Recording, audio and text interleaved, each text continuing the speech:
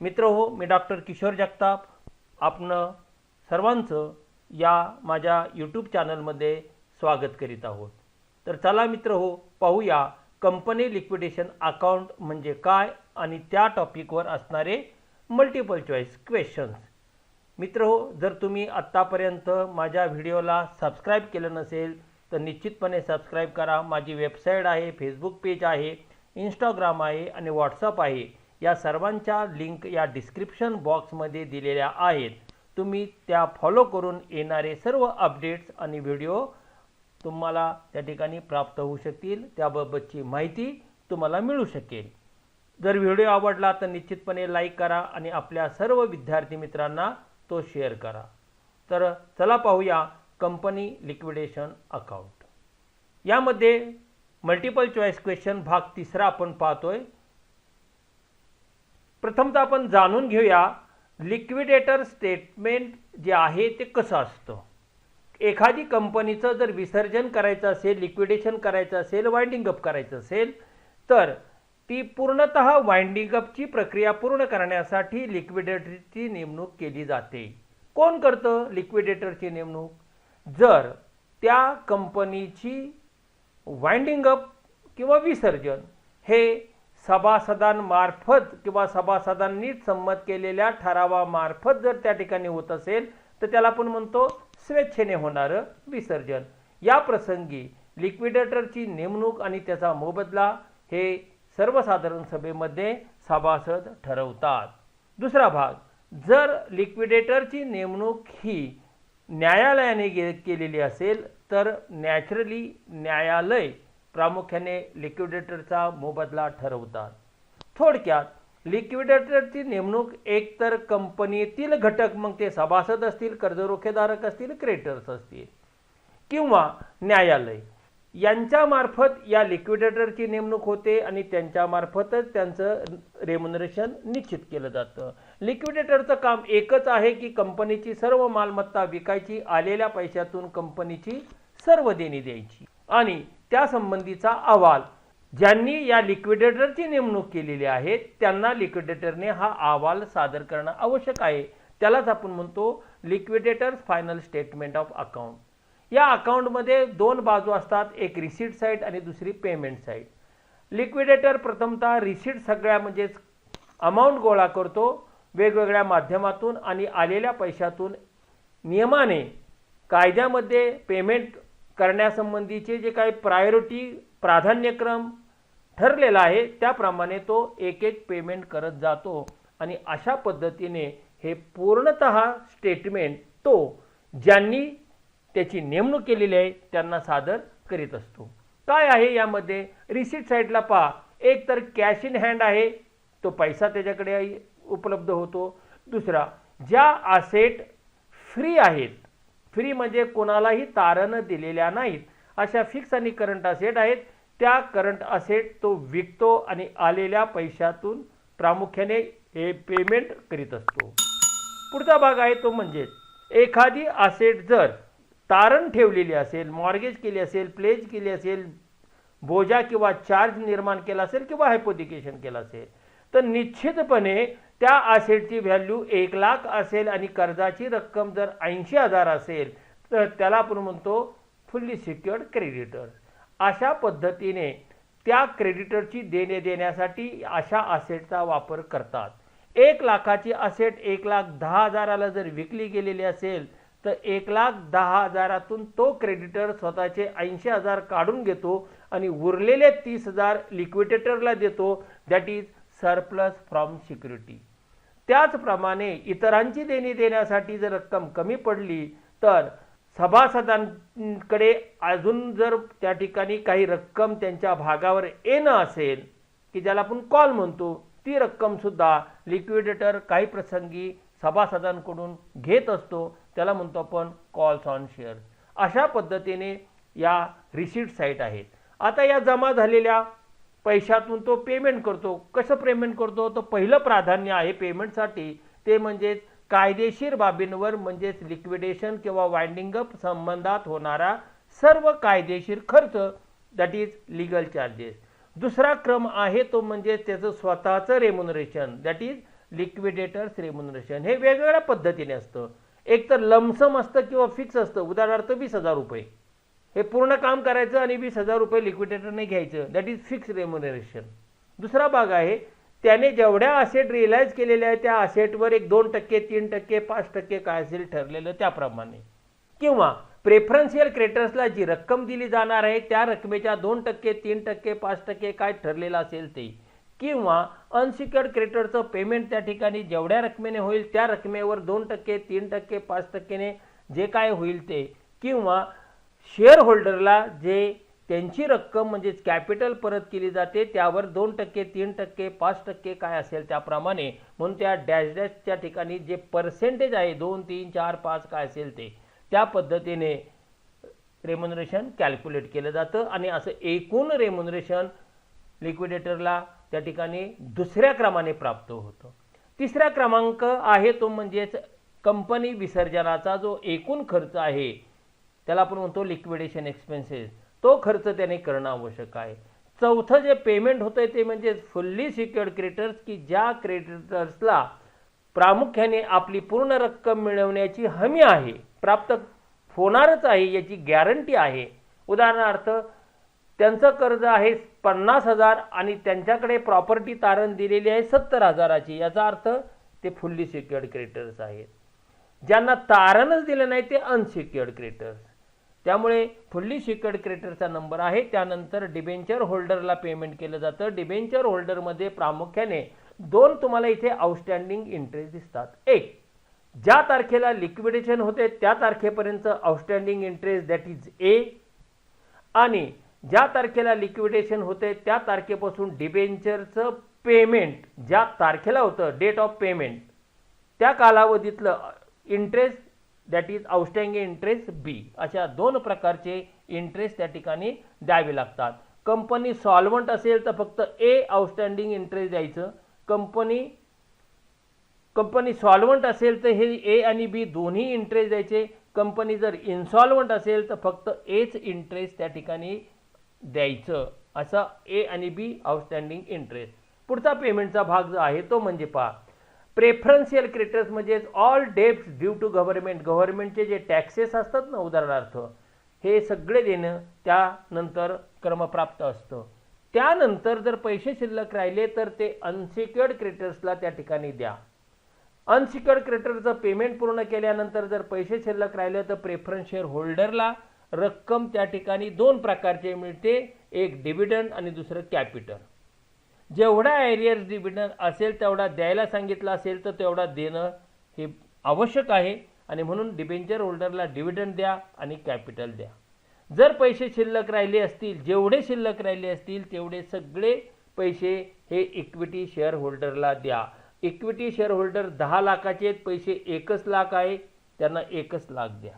म्हणजे शेवटचं पेमेंट हे इक्विटी शेअर होल्डरला त्या ठिकाणी केलं जातं. आणि अशा प्रकारे पेमेंट केल्यानंतर हे स्टेटमेंट लिक्विडेटर ज्याने त्याची नेमणूक केलेली आहे अशा व्यक्तींना त्या ठिकाणी सादर करीत असतो. हे झालं एकंदरीत लिक्विडेटर्स फायनल स्टेटमेंट संबंधातली माहिती आणि अतिशय आपण थोडक्यात माहिती घेतली. या टॉपिकवर मल्टिपल चॉईस क्वेश्चन कसे येणार आहेत ते आता आपण पाहूया. चला पुढे. Question number 1, company can B liquidated in any of the following वे. कोणकोणत्या पद्धतीने कंपनीचं लिक्विडेशन होतं आहे? कंपल्सरी, व्हॉलंटरी किंवा winding up under the supervision of court. एक, स्वेच्छेने विसर्जन, सक्तीने विसर्जन. सक्तीने विसर्जन कधी होतं? जर कंपनी बेकायदेशीरपणे व्यवसाय करीत असेल तर. आणि व्हॉलंटरी लिक्विडेशन कधी होतं? जर कंपनी हा प्रचंड लॉसमध्ये चाललेली असताना सुद्धा कंपनी तशीच चालू ठेवणं हे अयोग्य वाटत असेल कोणाला? Share holder, debenture holder, creditors. तर निश्चितपणे हे सर्वजण त्या ठिकाणी कंपनीची वाइंडिंग अप करा असं ठरवतात. त्याला आपण व्हॉलंटरी वाइंडिंग अप म्हणतात. आणि कोर्टाच्या देखरेखीखाली होणारं कंपनीचं विसर्जन त्याला winding up under the supervision of court असं म्हणतो. या 3 प्रकारे लिक्विडेशन होतं आणि म्हणून उत्तर आहे डी, ऑल ऑफ दीज. हे 3ही प्रकार लिक्विडेशनचे आहेत. लिक्विडेशन म्हणजेच winding up. Question 2. The winding up of a company by an order of the court is known as. कोर्टाच्या ऑर्डरनुसार जर त्या ठिकाणी कंपनीचं लिक्विडेशन होत असेल तर त्याला आपण म्हणतो कंपल्सरी वाइंडिंग अप. कंपनी घटनापत्रक, नियमावली, कंपनी कायद्यातील तरतुदीचा भंग करून कंपनीचा व्यवसाय चालू ठेवत असेल तर न्यायालय आदेश देतं कंपनीला व्यवसाय बंद करण्यासंबंधी, आणि म्हणून उत्तर आहे A. Question number 3, liquidation without intervention of the court is known as. कोर्टाचं कुठेही दखल न होता जर त्या ठिकाणी लिक्विडेशन होत असेल तर त्याला स्वेच्छेने लिक्विडेशन असं म्हणतात, विसर्जन म्हणतात. Voluntary winding up B. Question number 4, a company can be voluntary liquidated in any way of the following ways. पहा, कंपनीचं लिक्विडेशन जे स्वेच्छेने होतं ते कोण करतं? तर सभासद पण करतात, कर्जरोखेधारक करतात, क्रेडिटर्स करतात, सर्वांना अधिकार आहे. आणि इथे दोघांचीच नाव आहे, मेंबर आणि क्रेडिटर्स, त्यामुळे ह्या दोघांनाही तो अधिकार आहे, आणि म्हणून उत्तर आहे C, both A and B. Question number 5, at least dash directors must file a statutory declaration for the voluntary liquidation of a company to the registrar. Company नोंदणी अधिकाऱ्याकडे कंपनीचं स्वेच्छेने विसर्जन व्हावं अशा प्रकारे अर्ज फाईल सादर करण्यासाठी किती डायरेक्टरची आवश्यकता असते? किती डायरेक्टरने ते केलं पाहिजे? तर मिनिमम 2 डायरेक्टरने ते करणं आवश्यक आहे, आणि म्हणून उत्तर आहे C. Question number 6, the statutory declaration must be made within dash dash week. किती वीक, आठवड्यामध्ये हे डिक्लेरेशन देणं आवश्यक आहे? कधीपासून? Immediately proceeding the date of the passing of the resolution for voluntary winding up of a company. कंपनीचं स्वेच्छेने विसर्जन व्हावं अशा संबंधीचा ठराव संमत केल्यापासून किती दिवसाच्या आत, किती आठवड्यात? तर किमान त्या ठिकाणी 5 आठवड्यात ते त्या ठिकाणी करणं आवश्यक आहे, आणि म्हणून उत्तर आहे A. Question number 7, the voluntary winding up म्हणजे स्वेच्छेने होणारं कंपनीचं विसर्जन. कोणता ठराव संमत करणं आवश्यक आहे सभासदांना? तर विशेष ठराव म्हणजे special resolution B. Question number 8, for voluntary winding up special resolution is to be advertise in the official gazette within. पहा, वाइंडिंग अपचा ठराव संमत केल्यापासून कंपनीचं विसर्जन होणार आहे अशा प्रकारची जाहिरात, सूचना सरकारी गॅझेटमध्ये त्या ठिकाणी देणं आवश्यक आहे. ज्या तारखेला ठराव संमत झाला त्या तारखेपासून किती दिवसाच्या आत असं सरकारी गॅझेटमध्ये निवेदन देणं, ॲडव्हर्टाइज देणं आवश्यक आहे? तर 14 दिवस हा कालावधी त्या ठिकाणी कायद्यात दिलेला आहे, म्हणून उत्तर आहे B. Question number 9, the company must give a notice to the liquidator within. किती डेमध्ये, केव्हापासून? ठराव संमत केल्यापासून. कशाशी संबंधात? अपॉइंटमेंट ऑफ लिक्विडेटर, आणि म्हणून आपल्याला या ठिकाणी सांगता येईल की 10 दिवसामध्ये त्या ठिकाणी सूचना देणं आवश्यक आहे, C. Question number 10, if the process of winding up more than year. 1 वर्षापेक्षा जास्त कालावधीमध्ये ते लिक्विडेशनची प्रक्रिया चालूच असेल, 1.5 वर्ष झालं, 1.25 वर्ष झाली, म्हणजेच 1 वर्षापेक्षा जास्त झालेली असेल, तर कंपनीचे वार्षिक मीटिंग बोलवण्याचा अधिकार कोणाला आहे? तर तो फक्त लिक्विडेटरला आहे, बाकी कोणालाही नाही. Question number 11, which section of a company act 2013 provides for preparation of liquidator statement of account of the winding up. कोणत्या सेक्शनमध्ये प्रामुख्याने हे स्टेटमेंट जे सर्वात सुरुवातीला आपण पाहिलं ना ते स्टेटमेंट दिलेलं आहे? तर सेक्शन 318 मध्ये हे स्टेटमेंट दिलेलं आहे, A. Question number 12, the expenses which are incurred by the company during the period of its winding up. Company अस्तित्व कालावधीमध्ये कंपनी विसर्जनाचा जो खर्च होतो वेगवेगळ्या कारणासाठी, कायदेशीर बाबींवर खर्च होतो, त्या कायदेशीर बाबीच्या खर्चाला म्हणतो लीगल एक्सपेन्सेस, कायदेशीर बाबींवरचा खर्च, A. Question number 13, liquidator gets his remuneration in the form of. मगाशी तुम्हाला डिटेलमध्ये फॉर्मॅट पाहत असताना सांगितलेलं आहे, आणि म्हणून आपल्याला या ठिकाणी उत्तर सांगता येईल काय? सगळ्या पद्धतीने लिक्विडेटरचं रेम्युनरेशन मिळू शकतं. D all of these. Question number 14. Fully secured creditors are those creditors whose amount of loan is. पहा मी तुम्हाला fully secured creditors, partly secured, preferential सगळ्याच्या कन्सेप्ट सांगितलेल्या आहेत सुरुवातीला. त्यामुळे त्यांना आपण काय म्हणतो, B fully secured creditors. Question number 15. Unsecured creditors are those creditors whose amount of loan is not secured. Unsecured, C. Question number 16. Preferential creditors are those creditors whose amount of loan is. काय सांगता येईल यामध्ये आपल्याला. Preferential क्रेडिटरचा जर क्रम पेमेंटचा पाहिला तर तो सगळ्यात वर आहे. पहा डिबेंचर होल्डर नंतर त्यांचा क्रम आहे, म्हणजे अनसिक्युअर्ड क्रेडिटरच्या अगोदर आहे आणि म्हणून आपण त्यांना म्हणतो ते कसे आहेत, फुल्ली सिक्युअर्ड आहेत. Question number 17. Preferential creditors include. काय काय आहे प्रेफरन्शियल क्रेडिटर्समध्ये.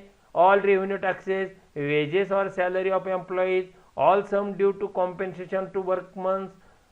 सगळं वर्करला देण्याचे आणि गव्हर्नमेंटला देणारे जेवढे देणे आहेत ते सगळे देणं प्रेफरन्शियल क्रेडिटर्स या प्रकारात मोडतात आणि म्हणून उत्तर आहे सगळेवरील all of these, D. Question number 18. If the company is solvent interest is paid up to the date of. पहा तुम्हाला फॉर्मॅट सांगताना ए आणि बी आउटस्टँडिंग इंटरेस्ट असं म्हटलेलं आहे. त्यामध्ये तो भाग मी तुम्हाला स्पष्ट केलेला आहे की ॲक्च्युअल पेमेंट ऑफ प्रिन्सिपल जे आहे ते पेमेंट त्या ठिकाणी करणं आवश्यक आहे. If the company is insolvent interest is paid up to the date of. जर इन्सॉल्वंट असेल तर मात्र त्या ठिकाणी काय आहे, कधी पेड करायचं, ज्या तारखेला वाइंडिंग अप आहे त्या तारखेलाच, पेमेंटच्या तारखेला नाही. म्हणून आन्सर आहे A. Question number 20. Preference share holder have a preference to receive their capital and dividend over the. पहा सर्वात शेवटचा क्रम कोणाचा आहे त्या स्टेटमेंटमध्ये, तर इक्विटी शेअर होल्डरचा. त्याच्या अगोदर प्रेफरन्स शेअर होल्डरचा. म्हणजेच प्रेफरन्स शेअर होल्डरला डिव्हिडंड आणि कॅपिटल कुणाच्या अगोदर मिळतं, तर इक्विटी शेअर होल्डरच्या अगोदर मिळतं. म्हणून आन्सर आहे ए. विद्यार्थी मित्र हो, आपला पुढील टॉपिक आपला आहे तो म्हणजेच कॉम्प्युटराइज अकाउंटिंग सिस्टीम. त्याच्या संदर्भातली आपण माहिती पुढच्या टॉपिकमध्ये घेणार आहोत. थेरॉटिकल भाग आणि त्याचप्रमाणे मल्टिपल चॉईस क्वेश्चन्स आपण पाहणार आहोत. व्हिडिओ आवडला असेल तर निश्चितपणे लाईक करा. आपल्या सर्व विद्यार्थी मित्रांना तो शेअर करा आणि ज्यांनी अजूनपर्यंत चॅनलला सबस्क्राईब केलं नसेल तर चॅनलला त्वरित सबस्क्राईब करा की जेणेकरून गत कालावधीमधील व्हिडिओ आणि येणारे अपडेट्स तुम्हाला त्या ठिकाणी माहिती होऊ शकतील, त्याचे नोटिफिकेशन तुम्हाला प्राप्त होऊ शकेल. म्हणून चॅनलला सबस्क्राईब जरूर करा. त्याचप्रमाणे माझा इथे ईमेल ID नंबर दिलेला आहे. त्या ईमेल IDवर सुद्धा तुम्ही संपर्क करू शकता. पुन्हा एकदा सांगतो, माझं व्हॉट्सअप आहे, इंस्टाग्राम आहे, फेसबुक पेज आहे आणि वेबसाईट आहे. याच्या लिंक या डिस्क्रिप्शन बॉक्समध्ये दिलेल्या आहेत, तर तिथे तुम्ही जाऊन त्या फॉलो करून येणारे अपडेट पाहू शकता. धन्यवाद.